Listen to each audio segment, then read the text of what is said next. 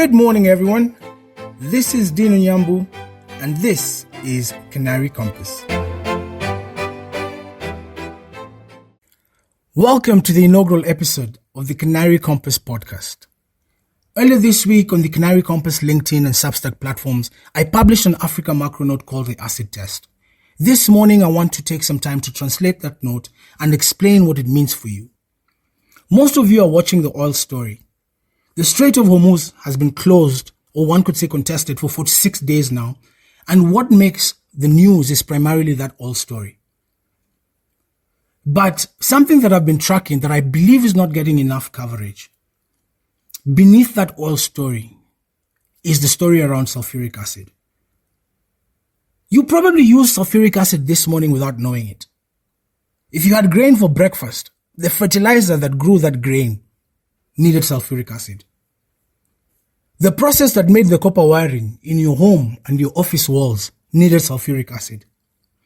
And if you're listening to me on a phone right now, that phone battery would not exist without sulfuric acid either. 3 million tons of this one chemical run through a phosphate plant and produces enough fertilizer to cover something like 22 million hectares of farmland. To give you a sense of that scale, that is roughly the area you would need to grow food for the entire population of the United States for a year. Now, 3 sources of that chemical have gone down in the same window. The first one is the Strait of Hormuz, which most of you believe is just an oil story. No. The Strait of Hormuz carries nearly half the world's seaborne sulfur, and that's the raw material you burn to make the acid. Second source, China, exported 4.6 million tons last year. China has now announced it will halt acid exports from May. Third story, Russia, because of the Russia-Ukraine war. Ukrainian strikes over the past year have damaged Russian refining infrastructure, meaning the net loss from Russia could get up to around 1 million tons. 4 weeks ago, it was just the Strait. Now it is all 3 supply lines failing at once. If you're following the crisis through oil, I'm not saying you're watching the wrong thing, because oil is part of the story, for sure, but the real damage is happening somewhere else. Now take a look at a country like Zambia. Zambia is doing almost everything right, and yet the anticipated maize surplus this year will be priced above every neighbor. So supply chain estimates put Zambia's maize production this year at roughly 5 million tons, which would make it one of the largest on record. Of course, official figures have not been released yet, but the volumes on the ground do point to a massive surplus. Now the kwacha has strengthened by a third against the dollar in the last 12 months. And it has strengthened for real reasons, and it's reasons most of us know. Zambia has restructured 94% of its external debt. It's completed 6 consecutive IMF reviews. It got a credit rating upgrade from S&P. It's got positive outlooks from all 3 agencies. And the carry trade. Zambia's yields were high enough to draw in foreign money from investors who were already looking at Africa more favorably. So that kwacha appreciation was not luck, it was earned. But the exchange rate, which strengthened because Zambia did real things, has a cost that nobody wanted to talk about while the headline looked good. The Food Reserve Agency sets a minimum buying price for maize every season. Between the last 2 marketing seasons, that price went from 330 to 340 kwacha per 50 kilogram bag. In kwacha, that is nothing. But because the kwacha went from 28 to 19 against the dollar, last season's price of 340 now converts to $357 a ton. So last season, at the weaker rate, that translated to $236 per ton. Now looking at the competitive space, South African maize is landing in the Congo at around $250 per ton. So without anyone changing the policy, the FRA price has gone from below regional parity to 43% above it. The surplus obviously can still move or will still move, but only if someone accepts the gap between what the FRA is paying and what the regional buyers will pay. Now, the agency, the FRA, has never lowered its buying price. Not once since at least 2017. With the general election this year in August, I don't believe it's going to start now. So Zambia is sitting on one of its largest surpluses in years, but priced above every neighbor, with a guaranteed price that only goes up. No one broke anything, but there's just no mechanism to adjust when the currency moves that much. The main battle that's going on in terms of industrial battles is food versus batteries.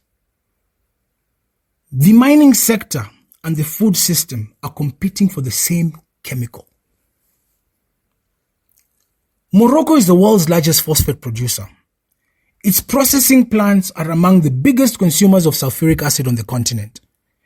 Last year, China shipped 12% of its acid exports to Morocco. That stops from May. Gulf sulfur, the other feedstock, is also blocked. When the country the world depends on most for phosphate loses both its input sources at the same time, then the fertilizer shortage gets worse before it even leaves Morocco. Every country that depends on Moroccan fertilizer feels that. Now you look at Kenya. Kenya imports virtually all of its fertilizer. So the government pays for the subsidy in shillings but buys the fertilizer in dollars. So when the dollar price goes up and the shilling weakens at the same time, the subsidy costs more from both directions. And the 28th of April is when the Northern Hemisphere nitrogen window closes. A ceasefire tomorrow would not undo 46 days of drained supply chains anyway. But after the 28th, even the possibility disappears. The food prices African households will pay at the end of this year and into 2027 are being shaped by what happens in procurement offices this month. Then you also have the DRC, which needs sulfuric acid to produce copper. About 6 million tons a year is what the DRC needs. But domestically, production is only a fraction of that. The rest was Gulf sulfur coming through the strait. Now, Zambia, of course, also mines copper, but the difference is Zambia's deposits are mostly sulfide, and when you smelt sulfide ore, you actually get acid as a byproduct. So, high acid prices are good for Zambian smelters. The DRC is on the opposite. Somewhere between 45 and 60% of its copper output comes from oxide ore, which needs acid pumped in to extract the metal. So the acid shortage that is helping Zambia's margins is the same one threatening to shut down operations across the border. Of course, you know that copper goes into power grids, industrial equipment, wiring, batteries. It's the backbone of physical infrastructure. On the other side, phosphate goes into the fertilizer that grows the ground, that grows the food. Both are competing for the same chemical from the same place, and there's not enough to go around. In terms of pricing, mining companies in the DRC are paying $700 a ton for acid in Kolwezi and about 800 cash in Lubumbashi. At those prices, acid gets pulled toward whoever can pay. And right now that is copper, not fertilizer. The misaligned transition and the food system are bidding against each other for the same molecule. And as far as I can tell, neither side knows the other is in the room. The battery in your phone and the meal on your table have something in common this morning. They are both waiting for the same ship to clear the same choke point. One more thing. During this crisis, China moved 23 institutions into trading energy in yuan in 6 weeks. Beijing decided that reducing dollar dependence mattered more than waiting for things to go back to normal. Africa has the Pan-African Payment and Settlement System live in 19 countries. Over 160 banks are connected, able to settle cross-border transactions in local currencies in under 2 minutes. Dangote, on the other hand, has refining capacity.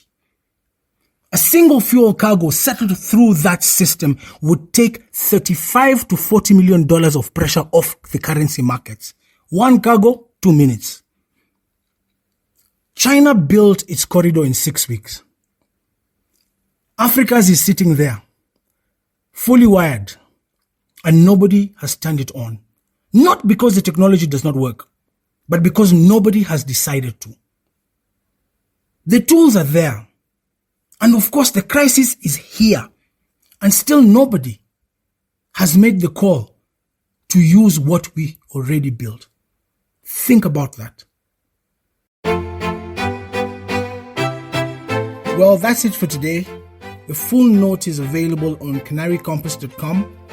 This is Canary Compass. Structure before sentiment.